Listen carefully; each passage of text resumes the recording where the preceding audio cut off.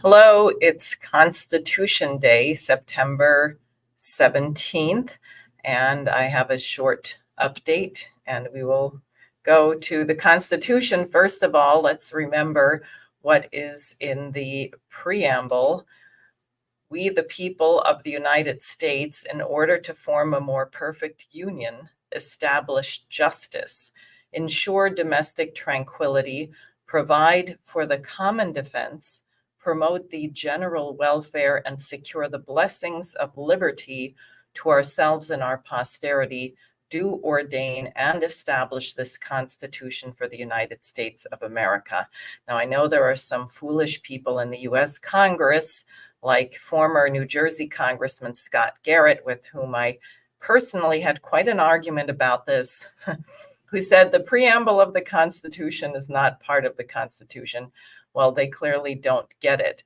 Why do you have a government except to accomplish these things in order to protect the freedom of the American people to develop? And I'm starting with this appropriately because we are really in grave danger.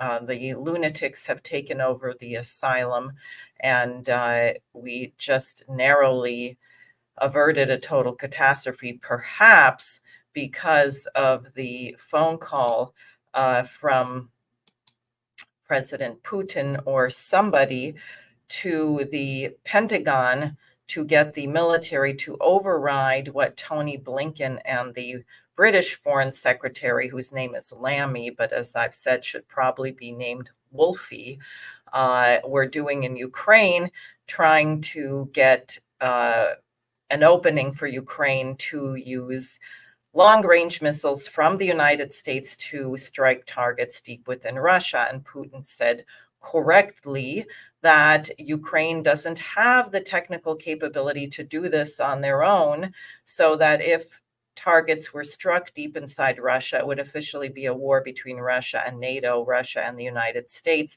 because it would be the United States doing the guiding, targeting, etc. Now, Ukraine has a problem. I know many people say that it's an exaggeration to say that there's neo-Nazis. After all, wasn't Bandera a great guy? I mean, he fought the Russians in World War II. That's what they said about that SS officer who got a standing ovation in the Canadian Parliament.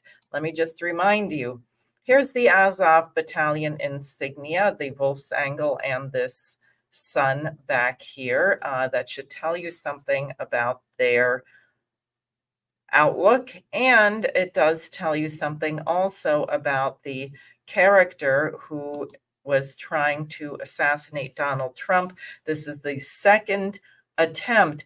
Remember, I warned about an assassination threat to Trump on the 1st of July after the May 15th attempted assassination of Slovak Prime Minister Robert Fico, who actually was struck 5 times, miraculously lived, but like Trump, said we have to end the Russia-Ukraine war. We should stop arming Ukraine. Ukraine is not going to win, and we are provoking thermonuclear war potentially if Russia perceives an existential threat. And the British and Americans keep running around and saying, oh, Putin is bluffing. Putin is bluffing. He is not bluffing. I will say there was an excellent op-ed in The Hill today written by Robert Kennedy Jr. and Donald Trump Jr., which gives an accurate picture. But here is the character in the second Trump assassination, this guy, Ryan Routh, who was an avid supporter of the Azov Battalion. You see here this article in a 2023 interview. Alleged Trump plotter decried hurdles to get foreign soldiers for Kiev.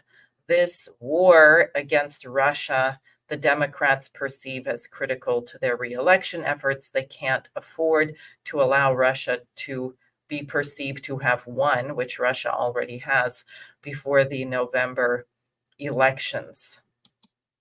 Now, in the Southwest Asia theater, we had this act of terrorism carried out by the Israelis today.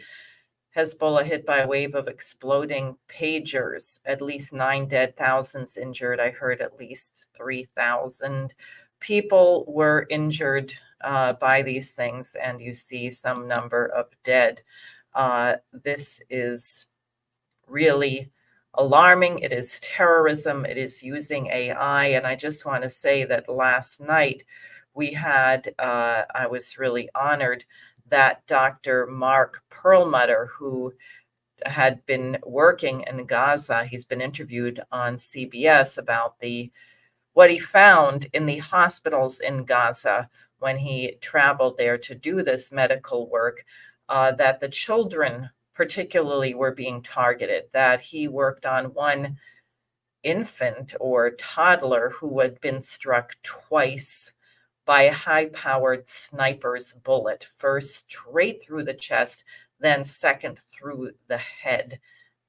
That is not a legitimate target. That is not someone standing in the way of Hamas.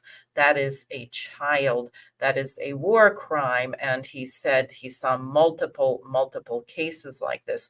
He also described the deconfliction process, which I found very interesting because he said when the medical team got to the border, they were deconflicted. What does that mean? Their cell phones were connected in some way or made visible to the Israeli Defense Forces. And when they were on the radar, they would get a green circle with a white dot in the middle, something like that. But the green circle meaning, okay, we know where you are. We're not going to fire on you. But the IDF demanded, what's your destination? How long do you expect it will take to get there? So that if anyone who was on the radar screen, the computerized web of targets went off course, they would be struck by a missile. Now, this is very important because if you remember the group that was delivering food a few weeks ago, 7 people, I think, per vehicle or 3 people per vehicle, which were hit by missiles, all of them had been deconflicted. It means the Israelis knew precisely whom they were hitting. And they did it again using their AI targeting. So this is really evil. It is a real violation of international law. And as a candidate for US Senate, I am calling on our senators and congressmen to stop funding this war, to stop arming Israel and force an immediate ceasefire, urgent humanitarian aid. Of course, the hostages should be returned, and the prisoners that are being held by the Israelis, thousands of Palestinians, including children and medical workers, should be released. We cannot continue this carnage, and the representatives of the American people in the Congress should stop trying to pretend that this does not exist. So we are just a few weeks, 49 days from the November 5th presidential elections in the United States. It is obviously a very dangerous period. We've never had an election like this before where one of the candidates now has 2 attempted assassinations on his 2 attempts on his life, and the Democratic nominee Kamala Harris has not had one single vote because she was not on the primary ballot, and now she's the presidential nominee in a closed election. So the Democratic Party is not remotely democratic and is pushing us toward thermonuclear war, complete censorship, and crackdown. And unfortunately, neither party or candidate seems to be terribly committed to stop the atrocities that are being committed by Israel and Gaza.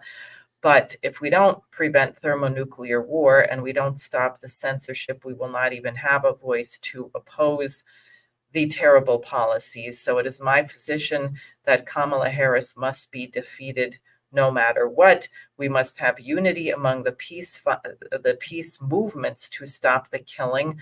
And I wanted to let you know that Jose Vega and I will be holding a major event coming up soon, October 19th in the city. Please sign up at my website, sareforsenate.com, if you want more information. more updates coming soon, and I'll talk to you soon. And meanwhile, take the occasion of Constitution Day to read that incredible document. Think about how fortunate we are that people made the sacrifice to create our republic, and let's make sure that we keep our republic.